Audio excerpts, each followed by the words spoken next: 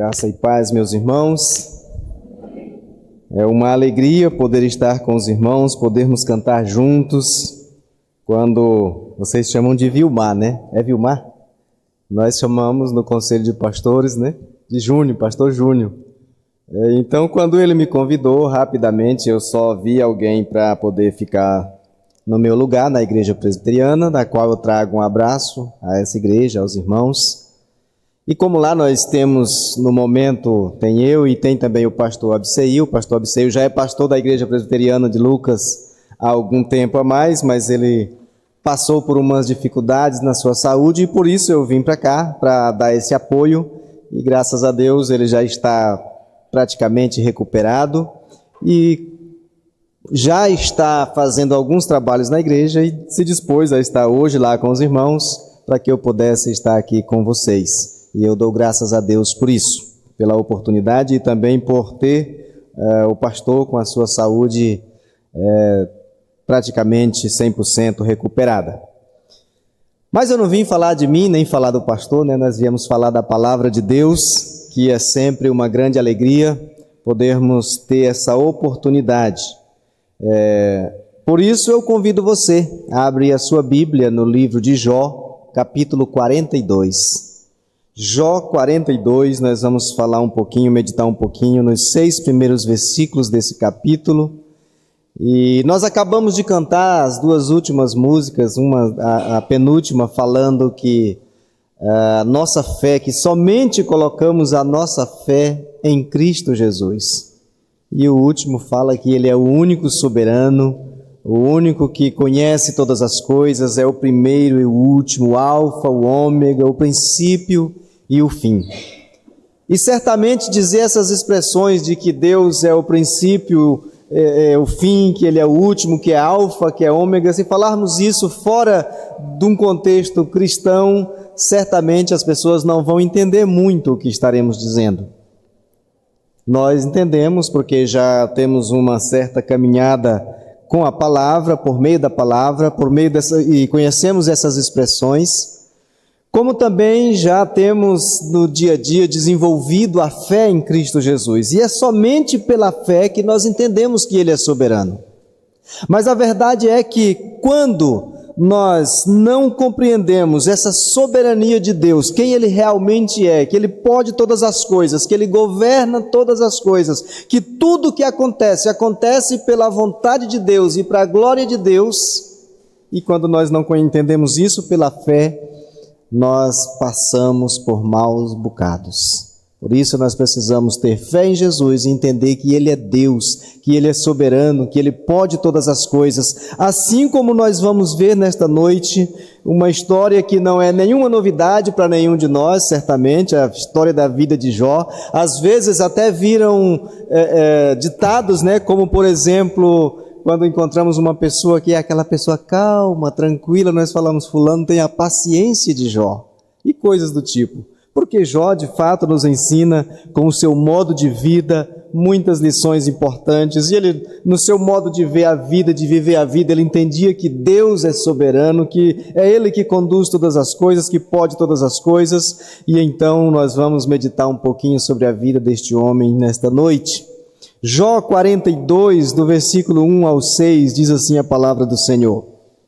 Então respondeu Jó ao Senhor: bem sei que tudo podes, e nenhum dos teus planos pode ser frustrado. Quem é aquele, como disseste, que sem conhecimento encobre o conselho? Na verdade, falei de coisas que não entendia, coisas maravilhosas demais para mim, coisas que eu não conhecia. Escuta-me, pois, havias dito, e eu falarei, e eu te perguntarei, e tu me ensinarás. Eu te conhecia só de ouvir, mas agora os meus olhos te veem. Por isso me abomino e me arrependo no pó e nas cinzas. Oremos mais uma vez. Pai querido, em nome de Jesus, nós louvamos o Teu nome santo e precioso.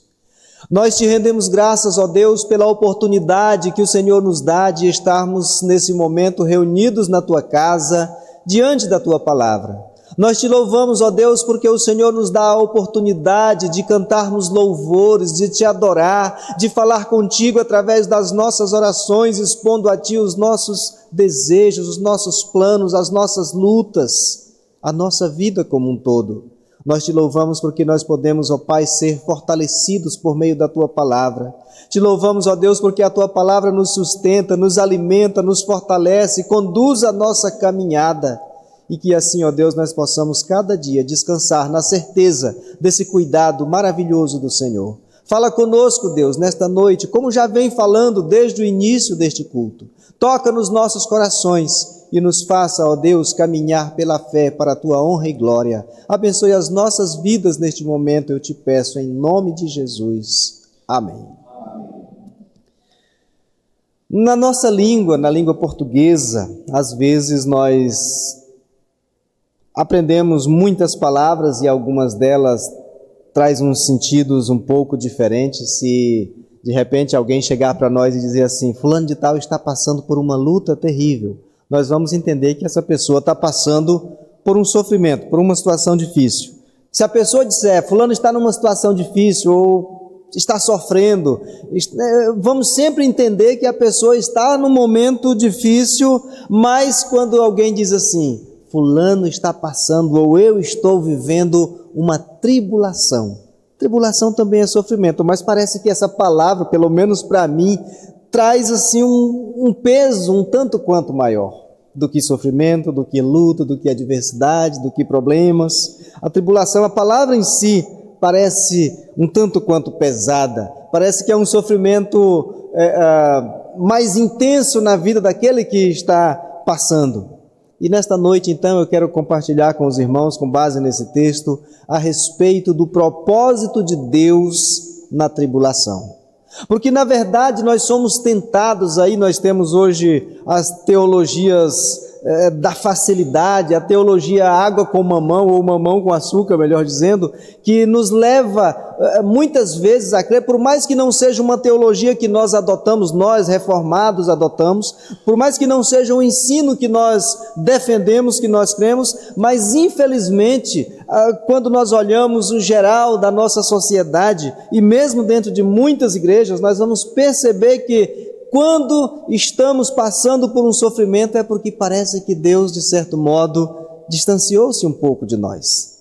Parece que se estamos sofrendo é porque estamos orando pouco, é porque lemos pouco a Bíblia, ou porque fizemos alguma coisa errada e Deus está pesando a mão sobre nós. Às vezes pode ser, mas nem sempre.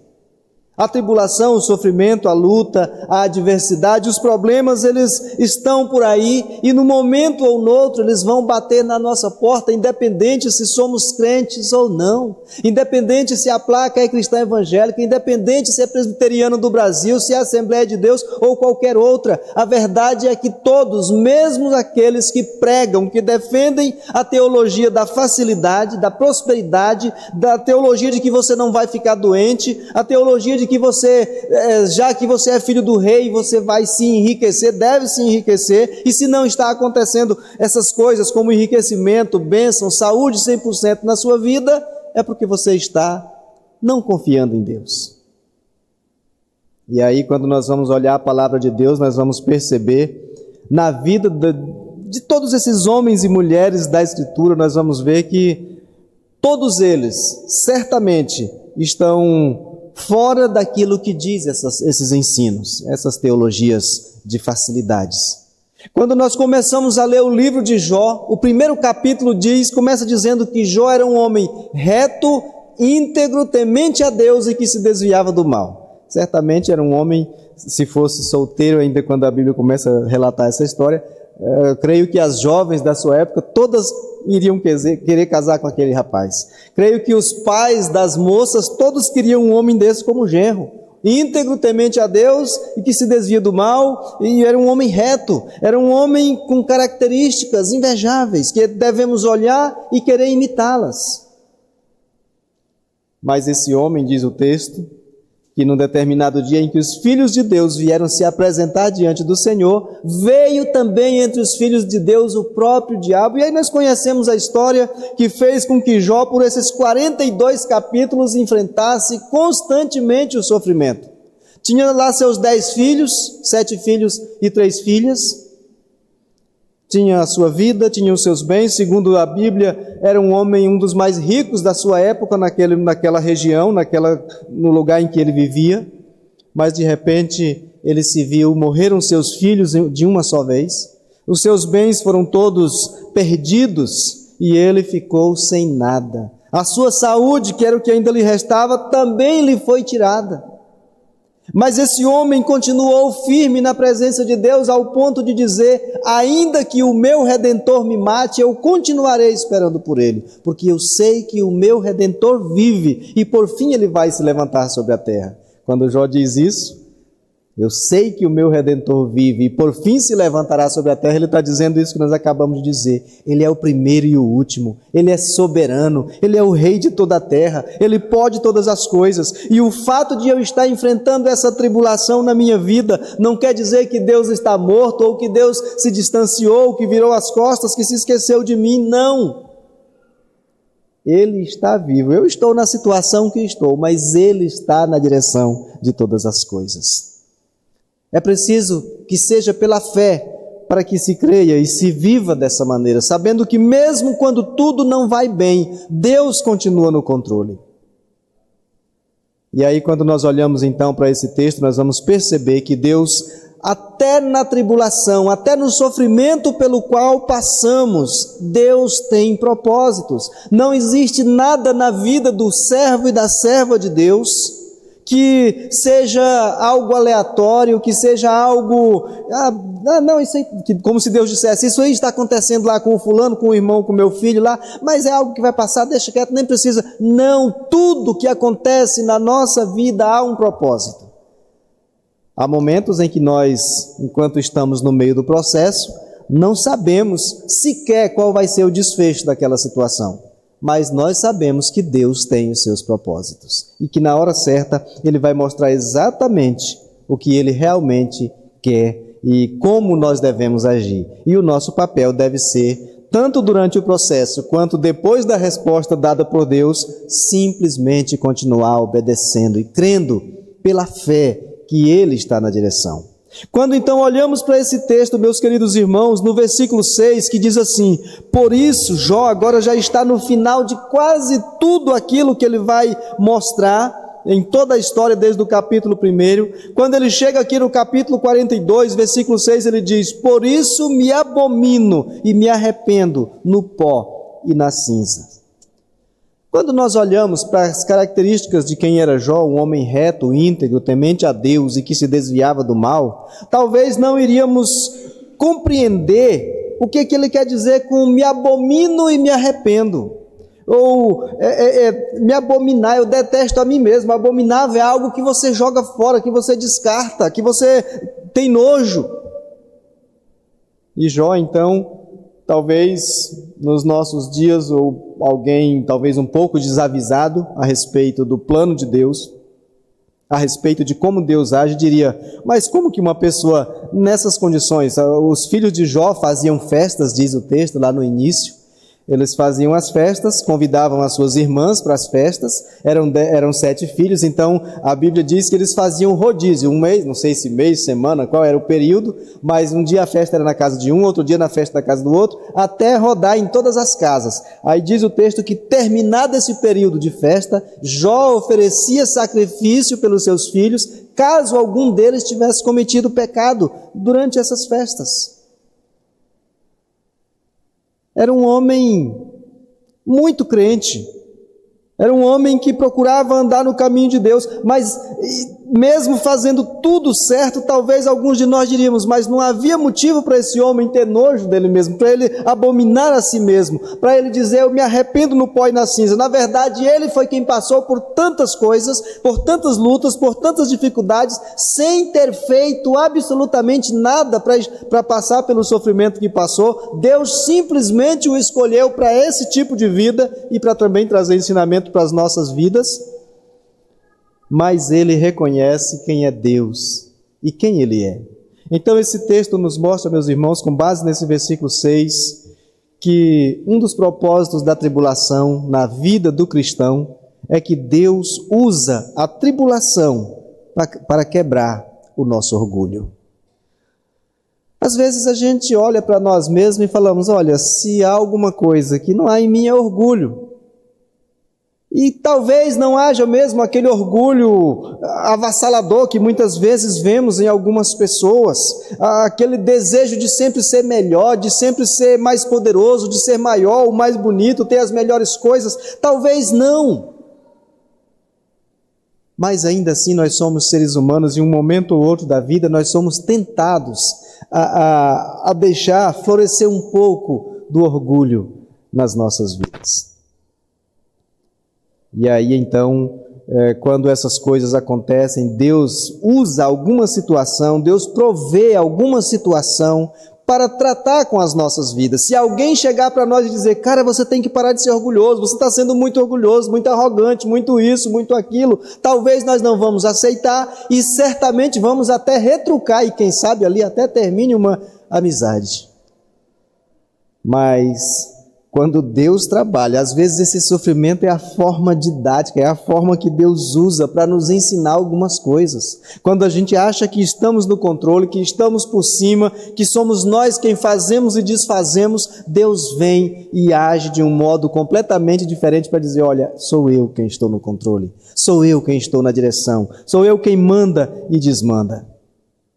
Com todo respeito, nós moramos em uma região, toda essa região norte do Mato Grosso, a região dominada pelo agro, e nós vemos boa parte das pessoas com um certo modo de vida que de fato demonstra, a nossa região por si só se demonstra não falo nem de pessoas propriamente, mas a nossa região se demonstra uma região orgulhosa pelo tipo de vida que se vive aqui na nossa região. A cidade do agro, do ouro verde, da soja e de tudo mais. E aí quando nós pensamos aí nos produtores, nesses grandes fazendeiros, nós vamos realmente pensar em pessoas que são, não resta a menor dúvida, são poderosas. Mas meus irmãos, muitos deles estavam arrancando os cabelos até a semana passada, porque eles tinham muito dinheiro para comprar terra, muito dinheiro para comprar maquinário, muito dinheiro para pagar funcionários, muito dinheiro para comprar uma semente caríssima. Mas não chovia. Vai fazer o quê? Quem é que manda a chuva? É preciso aprender a depender de Deus, é preciso colocar a nossa vida na direção de Deus, e por mais que eu tenha, por mais que eu seja alguma coisa, eu preciso compreender que é Deus na minha vida, é Ele quem conduz, é Ele quem dirige todas as coisas. Por isso, muitas vezes, Ele manda uma dificuldade, uma tribulação, uma luta nas nossas vidas, para que nós possamos compreender que Ele é quem está no controle. Para que possamos compreender que não há motivo algum para nos orgulharmos. Por isso Ele manda muitas vezes essa tribulação nas nossas vidas, para quebrar o nosso orgulho. Às vezes, quando achamos que estamos numa certa posição, que mandamos e desmandamos, ou que Ele é tão grande que não pensa em nós, que não olha para nós, que muitas vezes vira as costas e nos deixa passar por essas tribulações, Ele mesmo diz, eu é que sei que pensamentos tenho a respeito de vocês, pensamentos de paz e não de mal, para dar a vocês aquilo que vocês desejam. Jeremias 29:11. Esse é Deus, que é soberano, que é poderoso, que conduz todas as coisas, que conduz a história, que está na direção das nossas vidas. Mas não somente Ele usa a tribulação para quebrar o nosso orgulho, para trazer tranquilidade ao nosso coração, trazer confiança a nós, como também Ele usa a tribulação para nos mostrar o seu poder. Eu não sei se você, assim como eu já passei por algumas situações onde eu achava que sabia que Deus fazia algumas coisas de alguns modos e achava até que é desse jeito, Deus não faz assim, mas Ele faz, e Ele vem para mostrar que o poder dEle vai além daquilo que eu penso. daquilo que eu imagino, daquilo que a gente pensa uma coisa e Deus conduz para outra completamente diferente. Quando Ele começa, o nosso plano é ir para cá e de repente Deus começa a dirigir para cá e nós começamos, ainda não percebemos que é Ele que está dirigindo e nós começamos a ir para cá porque o vento só nos leva para cá e começamos a imaginar, isso não vai dar certo, isso não vai terminar bem. Aí quando chega lá no final nós vamos dizer, e não é que era Deus que estava conduzindo todas as coisas? Não era Ele que estava na direção o tempo todo? É por isso que aconteceu aquilo lá. Não podia ser um ser humano que fez aquela tal situação naquele determinado momento da caminhada. Era Deus.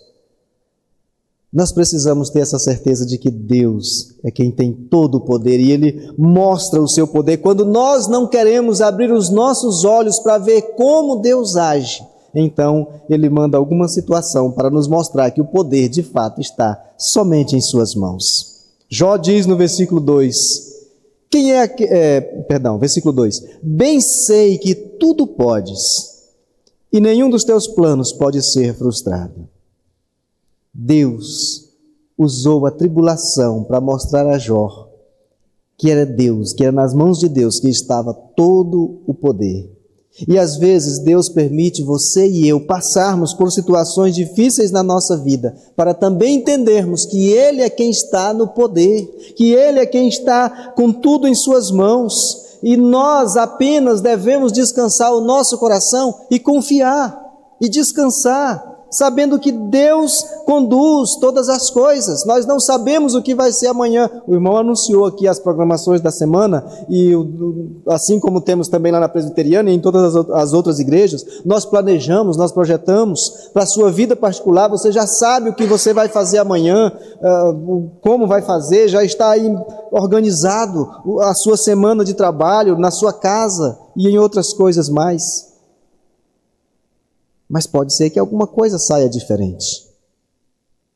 Precisamos descansar o nosso coração em Deus. Quando as coisas não saem de acordo com aquilo que nós gostaríamos, descansemos em Deus. Entendamos que Ele está no controle, que Ele dirige todas as coisas. E nós devemos apenas descansar, crer. Jó diz, eu te conhecia só de ouvir. Quantas vezes nós, às vezes, estamos como Jó, sabemos quem é Deus. Se nos perguntarem quem é Deus, quem é Jesus, nós vamos contar a história do começo ao fim, conhecemos muito bem, porque já ouvimos falar muito a respeito dele, já lemos na sua palavra muitas vezes, mas aqui e ali precisamos passar por algumas experiências com Deus. E quando eu falo de experiência com Deus, eu não estou falando de repente uma luz brilhante do céu descer e tal, ou coisas do tipo miraculosas, não. Coisas simples do dia a dia. Deus fala conosco, amados irmãos, Deus nos mostra situações nas coisas mais simples que se possa imaginar. E nós precisamos descansar nele. Precisamos entender que Ele é quem conduz. Qual é o sonho, por exemplo, de um pai com filhos, já chegando aí perto da juventude? O pai já está planejando, é claro que o filho vai escolher, mas o pai já está planejando uma faculdade, uma boa faculdade, para o filho estudar, se formar, se tornar alguém. E está certo, não está errado pensar isso.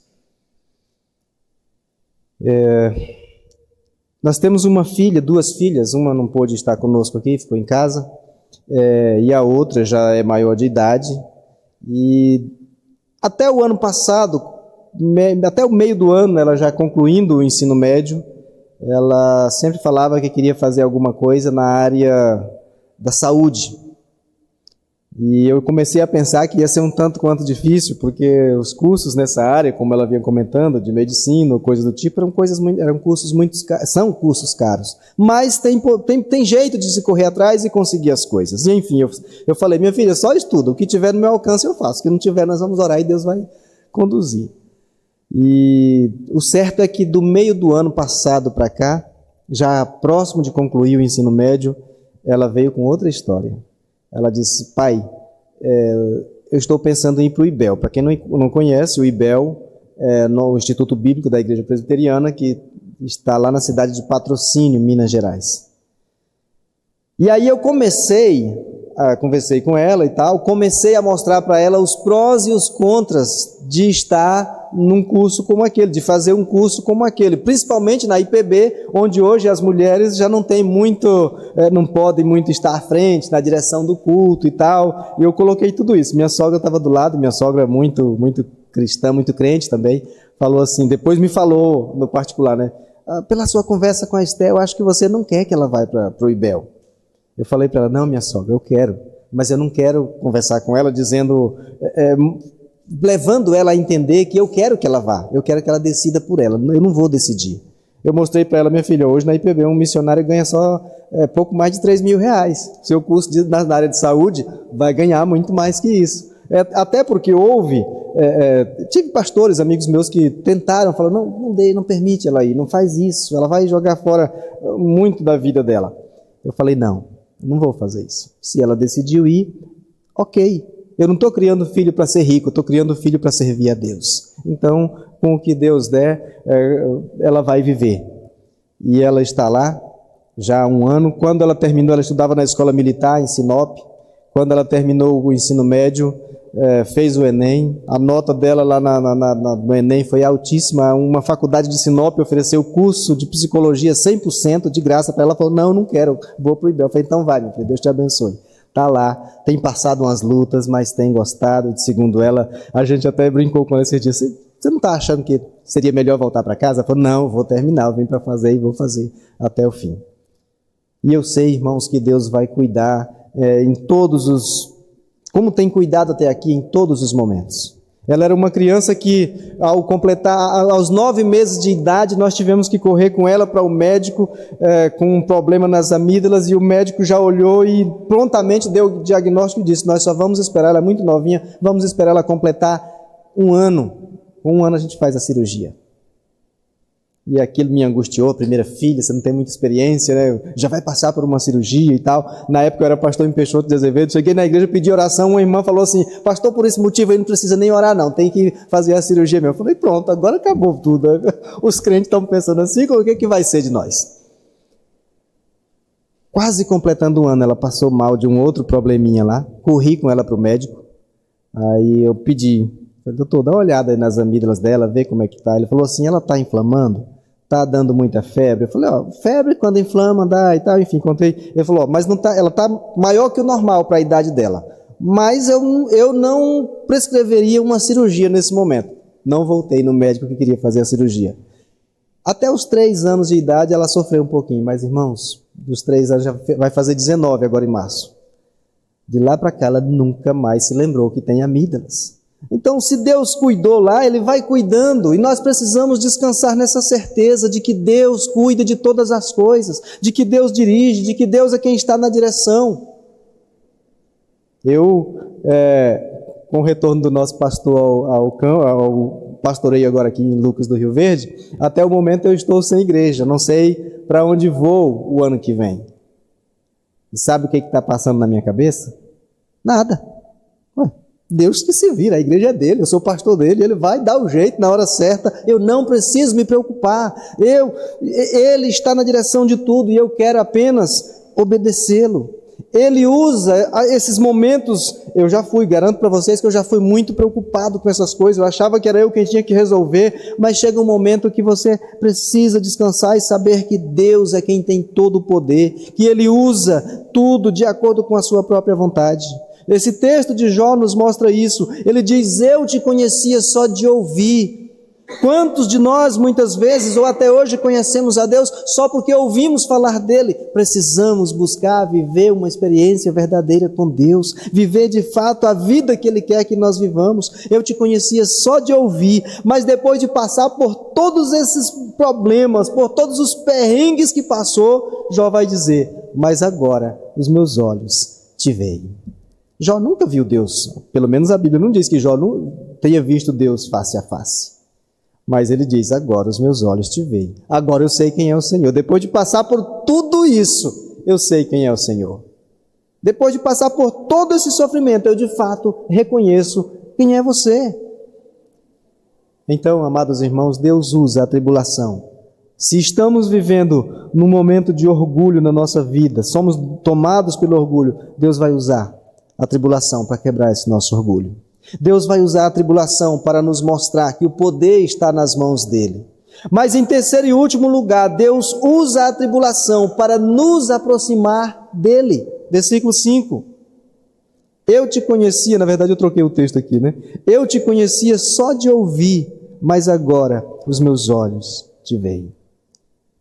Jó adorava a Deus, servia a Deus, era dizimista, oferecia sacrifício pedindo perdão pelo caso seus filhos tivessem cometido pecados, era reto, era íntegro, temente a Deus, se desviava do mal.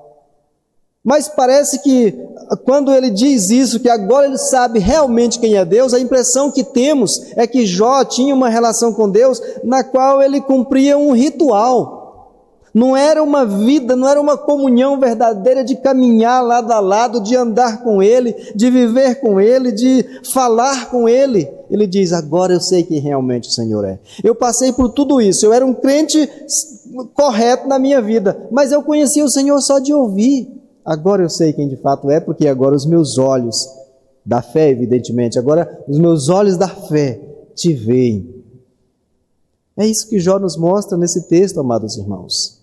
Nós precisamos aprender a buscar, viver uma vida na qual nós nos relacionamos com Deus dessa maneira, de caminhar com Ele todos os dias. E quando eu falo de caminhar com Deus todos os dias, não é aquela vida de, não, tem que estar aqui amanhã, venha sim, venha para a oração, porque esse momento é um momento onde nós também buscamos a Deus. Mas não é aquela vida de que eu tenho que estar na igreja todos os dias na oração. É importante, não significa que você não vai congregar, porque a palavra de Deus diz que nós não devemos deixar de congregar. Mas caminhar com Deus é viver com Ele em todos os momentos. Na nossa casa, estou lá na cozinha preparando a comida, estou lá no trabalho organizando os documentos, estou fazendo alguma coisa, o que quer que eu faça, sempre entendendo que eu estou fazendo para a glória de Deus. Sempre entendendo que tudo que eu faço como um servo de Deus. Tudo que eu faço deve glorificar o Deus a quem eu sirvo.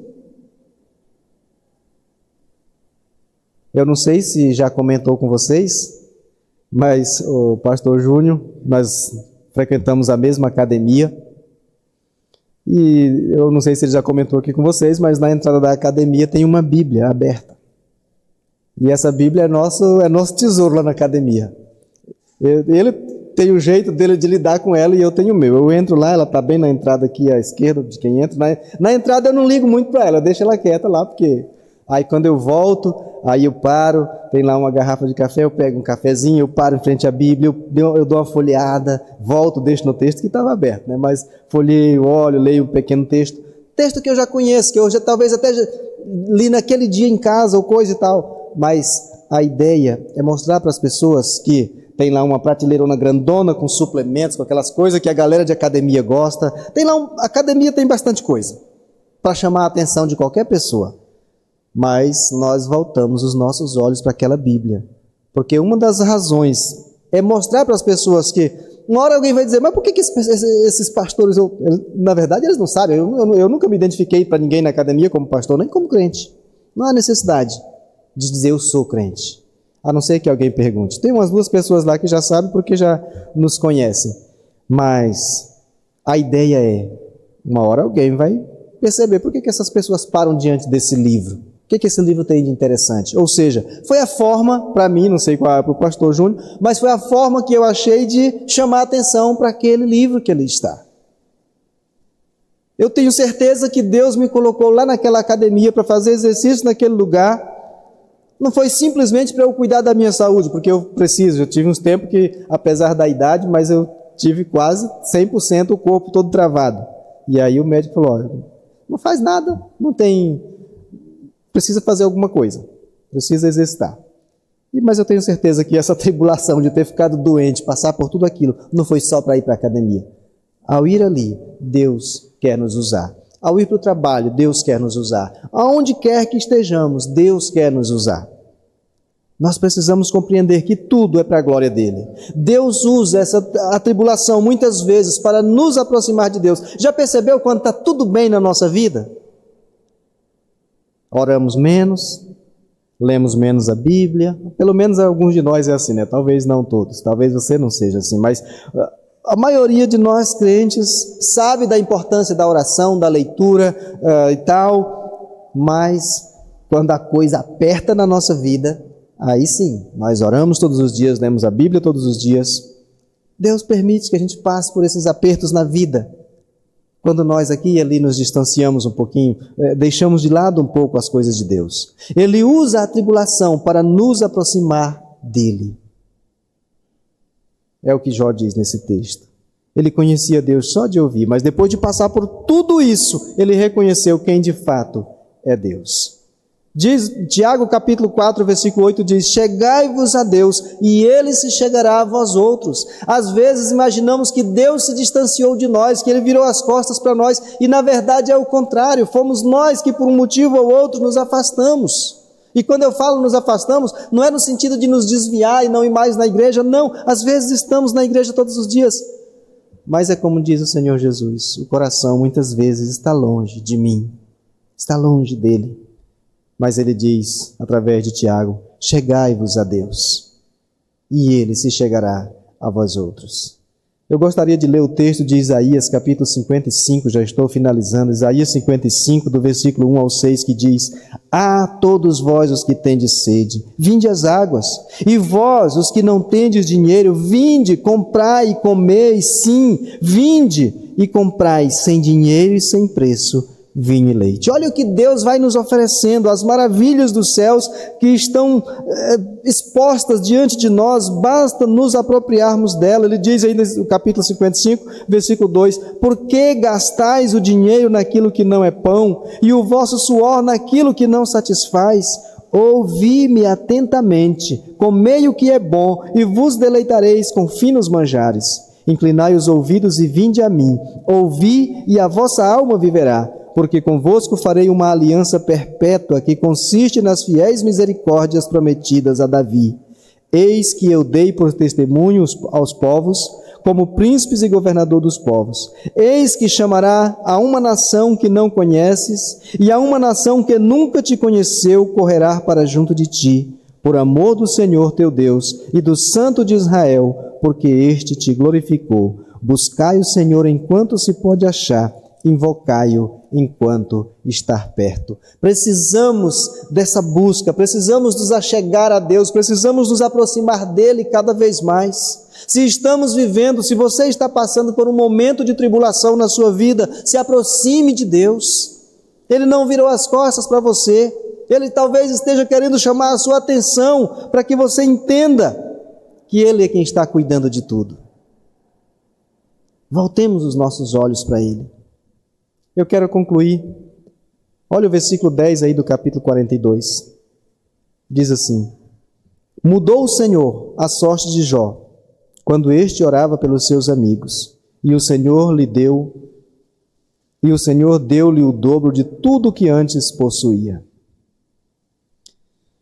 Nós conhecemos a história, sabemos que durante a história Jó teve algumas pessoas que são chamadas aqui de amigos de Jó, e também virou brincadeira, né? Os amigos de Jó, quando falamos de uma para uma pessoa assim, é porque a pessoa está nos passando a perna de alguma forma. Os amigos de Jó foram mais ou menos isso.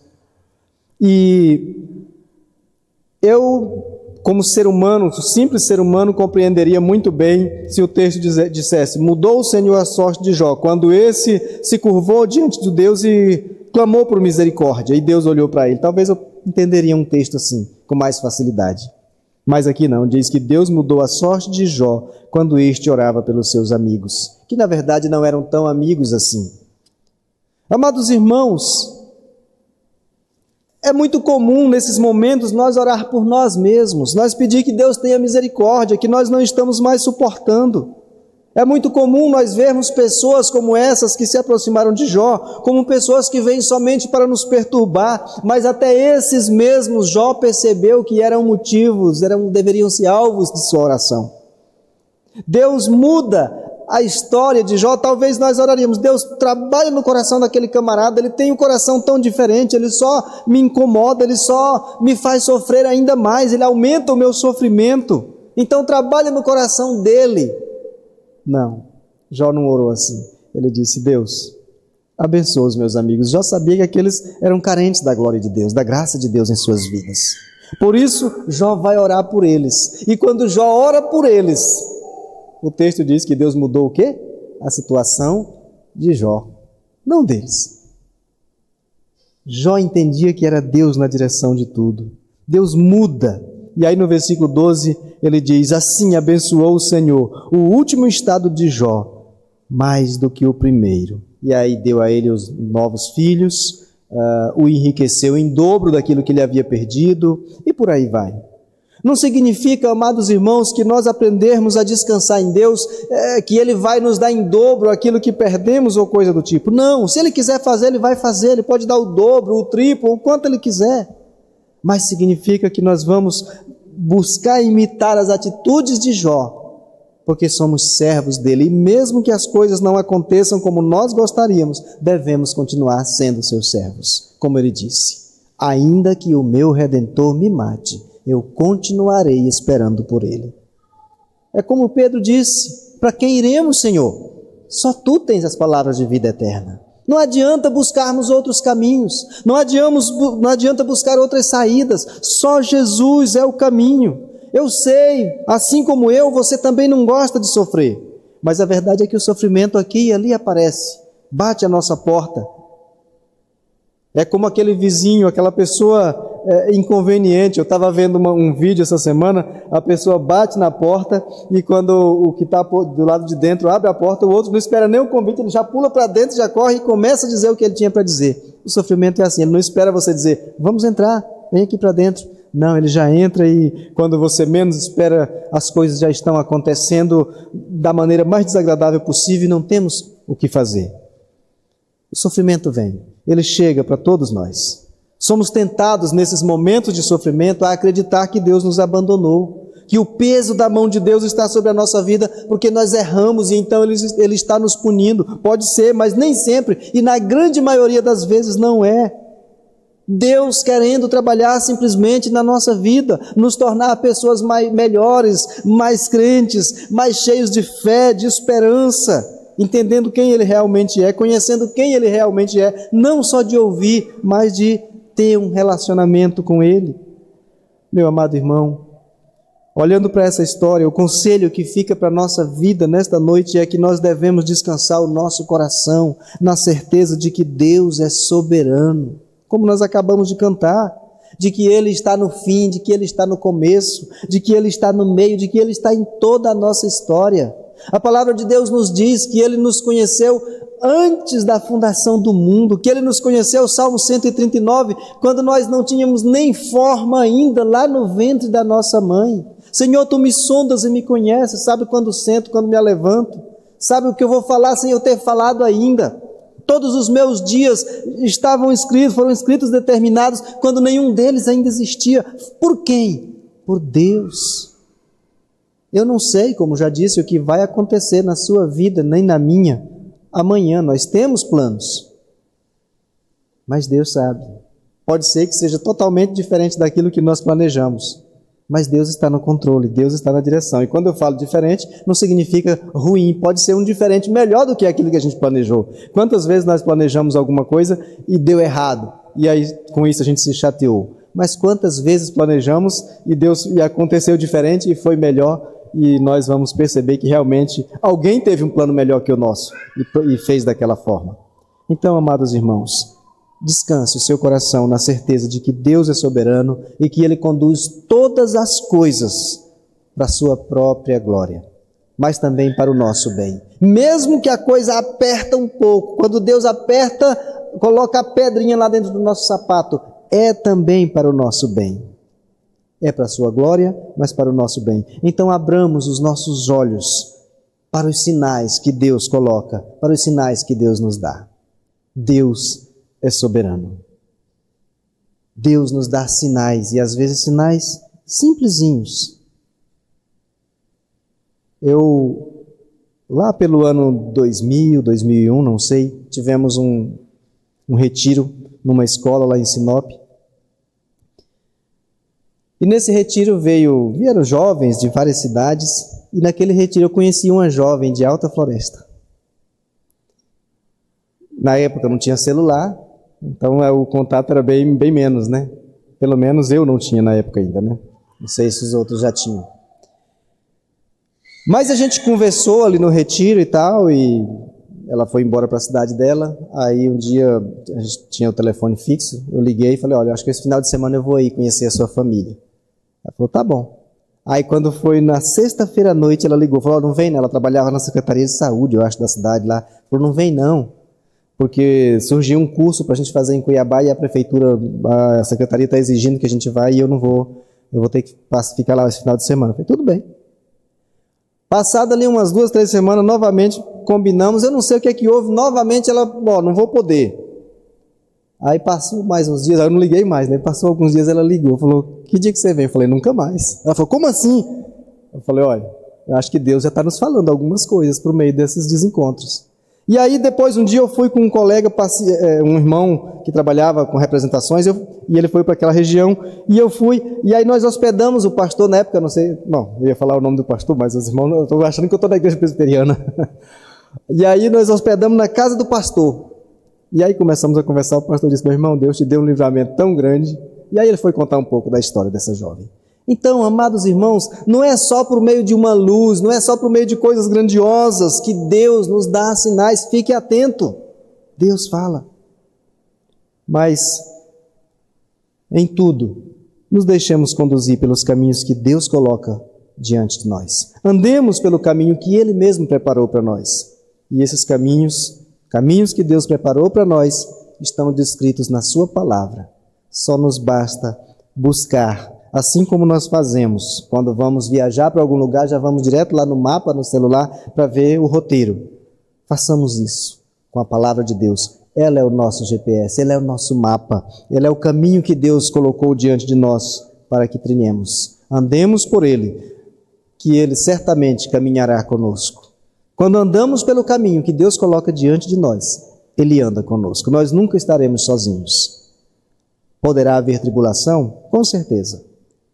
Mas Ele vai estar conosco o tempo todo. Foi isso que o salmista disse. Pode ser que eu passe pelo vale da sombra da morte, mas eu não vou temer, porque o Senhor está comigo. Que o Senhor tenha misericórdia e nos leve a crer de todo o nosso coração, como cantamos, somente ponho a minha fé na graça de Jesus, crendo que Ele é o primeiro e o último, que Ele conhece todas as coisas, que Ele é soberano e que com Ele a viagem vai muito bem.